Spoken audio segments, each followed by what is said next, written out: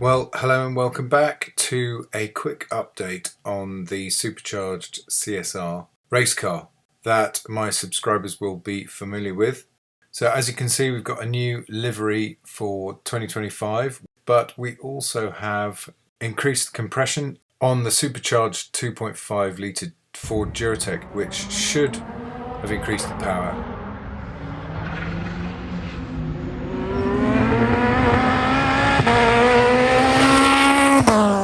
However, I can't say I noticed a big difference in a straight line. It feels similar to what we had last year.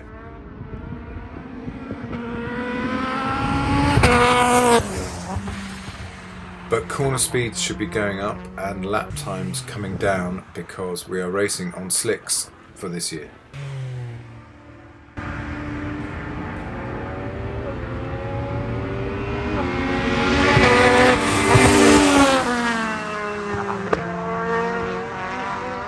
We've also got traction control on the car, which involved upgrading the ECU, and I think it's going to be a useful tool, a useful addition to the package, but it does require a lot of setup and fiddling around with wheel speed sensors.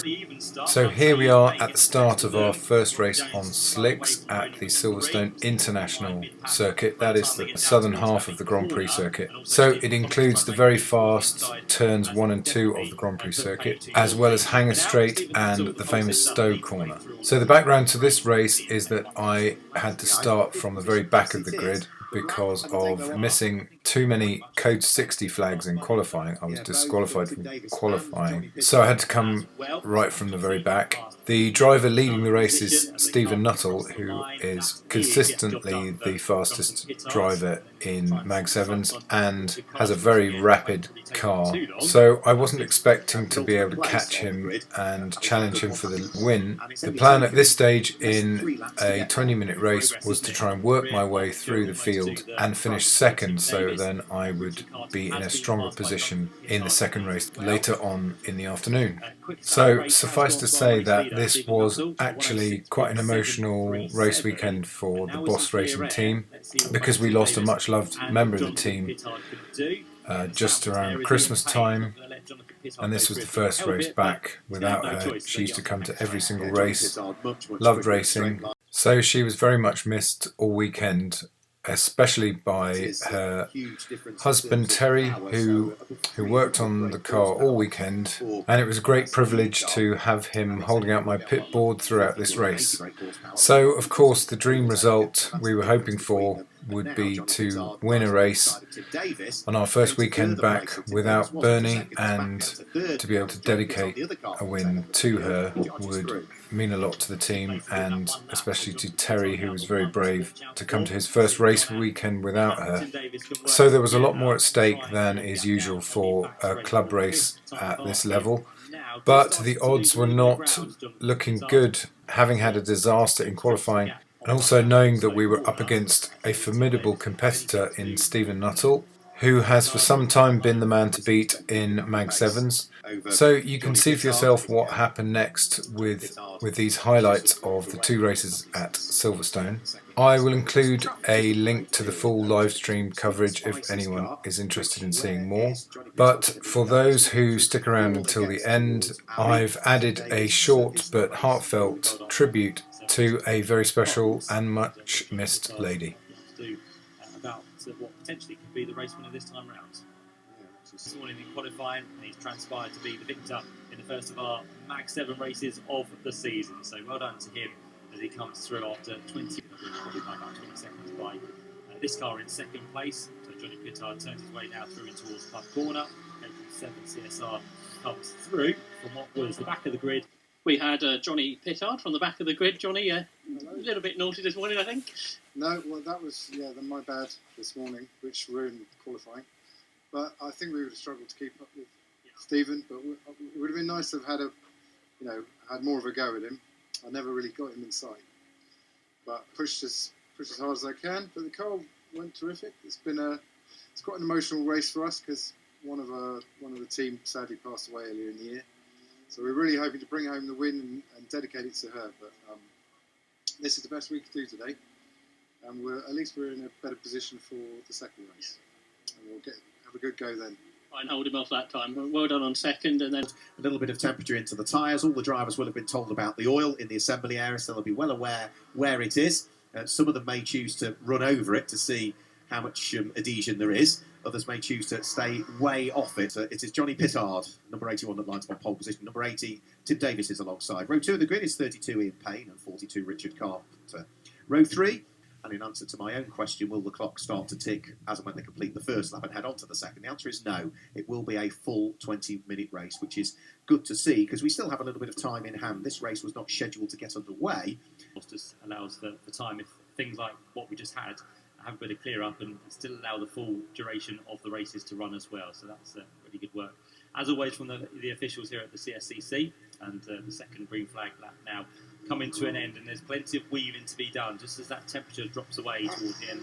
See how quickly, once the sun just starts to disappear, how much the temperature does fall away. So it's gone from about 16 all the way down now to just under 12 degrees. So yeah, getting chilly as we head through the evening, but we're going to be good for this final race of the day as the Gold Arts Magnificent Sevens work their way through that cement dust. A few did go through it on the... They'll be needing to grid cars up today. They've completed their 2 green flag laps. They've still got 20 minutes of racing to look forward to. Johnny Pittard is the car with the Dayglow yellow flashes. 2 at the Dayglow orange flashes is that of Tim Davis. Red lights on, red lights go off for the final time today. Slow away was Stephen Collins from the third row of the grid. The front 2 got a reasonable start. It was a good start also from Richard Carter, but it's going to be Tim Davis that leads the way. Just have a look as they head up towards Village for the first time. No, it is Johnny Pittard that is there in second place. Ian Payne is there in third, but is in full attack mode and is looking for second if he can. So Tim Davis leads the way, Johnny Pittard second, Ian Payne there in third at this stage. And Stephen there. Let's see if he can take any further places towards the end of the lap. We predicted third or second. Well, he's up into third place already because Ian Payne has lost that position down the hanger straight to Stephen Nuttall from 11th on the grid. And can he get past Johnny Pittard? That of Stephen Nuttall down towards the left-hander. Not quite there. It's going to be the dash to the line whilst Tim Davis continues Johnny Pittard by 1/10 of a second. Oh, and out wide is Richard Carter. He tries to catch it one way, then the other. He's just about got it. Good control in the end there. He was in control, then out of control, then back in control, and then out of control all over again. And you got it right. He was up to second by the end of the... No, I got it right. He was up to third by the end of the first time. I also got it right earlier on because I chose the correct winner from Turbo Tip Tops, didn't I? Right, I'm going to retire for the day. It might be second now, though, because here he comes on the inside of Johnny Pittard, and he might actually be the lead because Tim Davis is not going to let him be defended. So Tim Davis almost left the door open there because he had 2 cars very much charging towards him, and he will lose the 2 because on the outside goes Johnny Pittard, but then Tim Davis fights back. Johnny Pittard tried to do a bit of a switch back to the inside, which didn't really work in his favour, so Nuttall finally does get himself into the mix of the race lead. Second place Tim Davis, and third place for that of now Johnny Pittard. So all of the orders changing. In the background there you can see Ian Payne, who still sits in 4th position, a new leader and a new fastest lap of the race. Stephen on a 107.776. Yeah, so it didn't take him long to take the lead of the race, and now he's just going to edge away, isn't he? He's still got 17 minutes as well, so it only took him 3 minutes to pick up the lead of the race. The 2 Boss Racing teammates, Tim Davis and Johnny Pittard, still squabbling over who wants to be in second place and who wants to be third at the moment. It's the black and the orange car, so it is still Tim Davis that hangs on to second place at the moment, but closing in the slipstream is Johnny Pittard, who jinks out from behind to the right-hand side of the circuit. He has the inside line for Stowe and is going to go through and up into second place. So Johnny Pittard back to second, Tim Davis back down into third place, Ian Payne there in 4th place, but dropping ever more adrift. Stephen Collins is 5th, and completing the top 6 is Mark Lanyon. Yeah, so we've got the same top 3 we had at the end of race number 1 in the space of 3.5 minutes at the start of race number 2. So Johnny Pittard now through Tim Davis. There is the light yellow car briefly of Richard Carter, who now sits in 9th place and has briefly made himself back inside the top 10 after that moment he had, a very Larry moment through the final corner. So Richard Carter at the minute is on the comeback. Yeah, absolutely. He's arguably one of the quicker cars because he was, 4th, wasn't he, in the race earlier on. So he's out of position even in 9th place with that place gain. So we just keep picking a few more off. and he has got the next car only half a second ahead of him, and then half a second ahead from there, and another half a second ahead from there. So it's down to 7/10 of a second. Johnny Pittard now right with Stephen Nuttall, so both of them working as hard as they possibly can. They work their way now onto the hangar straight. So the blue flags come out briefly there for those cars, which, as we know, are embroiled in their own battle. So they won't really want to back off too much, because if they do, then that's going to be even harder work to close the gap down once again. So leaders go through, made their way past one of those cars in that quintet on the run down through Van and Club, but definitely mark these two much closer together. Oh, and there's almost contact there, because very late on the brakes with Johnny Pittard. Thought he was going to head straight into the side of Martin Ledbetter, but in the end they got through past Pascal Green, who continues to lose places. The gap now between the top two as they cross the line is going to be slightly out to 8/10. yeah, that wouldn't have been good, was it? Because that's two teammates as well. Martin Ledbetter's is a Boss Racing prepared car all of a sudden, doesn't he now? He was leading the class, and he has now lost 2 more places on that lap to Martin Ledbetter and to Nathaniel Gollin, who has gone through. So Pascal Green down from 10th place, having been up in 7th not many laps ago. We've got just under 7 minutes of the race still to go. Back onto the hangar straight go the leading pair. It is still Stephen Nuttall that leads the way from Johnny Pittard, but Johnny Pittard now is close enough to pick up a toe from the race leader as they head round through Stone Corner. The fight is on for the lead. They're about to conclude lap number 12 as they head down through the valley. Yeah, I think they've got rid of the chunk of traffic now, haven't they? Because those 5-6 cars have been together for most of this race, so with all of those ticked off, there's not going to be too many more up the road ahead of them. And Johnny Pittard has a brief look to the inside line of Stephen Nuttall. He got good acceleration. The back end wonderful step out there as he came through Club Corner, but that was the moment where Johnny Pittard, for the first time in this race, looking to get the lead of the race back. But Stephen Nuttall, definitely not as quick as he once was, now down to the 108s, in fact the late 108s, as last time through, Johnny Pittard was quicker into the low 1 minute 8. So things starting to go from bad to worse from Stephen Nuttall as Johnny Pittard gets his car alongside through the link, is again on the inside line. It's going to be a big dive down the inside, which Stephen cannot defend from, and Johnny Pittard now does take it away. So back up into the lead goes Johnny Pittard. Stephen Nuttall, though, has good acceleration and should be able to make a challenge down towards Stowe once again. Yeah, here he goes, jinks to the right-hand side of the circuit, looking for the inside line at Stowe Corner. I'm just wondering whether his tyres are going off a bit, and that's the problem.